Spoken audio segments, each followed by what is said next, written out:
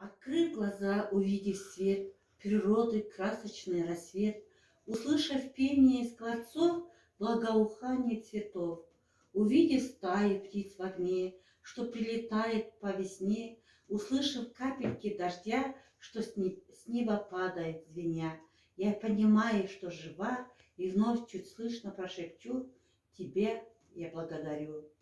И благодарю за все, что есть, благодарю, что я здесь, благодарю, что я жива, благодарю, что я нужна.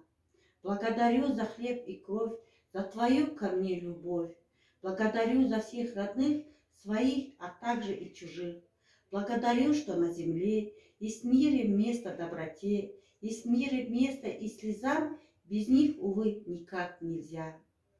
Ведь в жизни должен быть баланс, чтобы у каждого был шанс понять, простить и осознать, ошибки прошлого принять.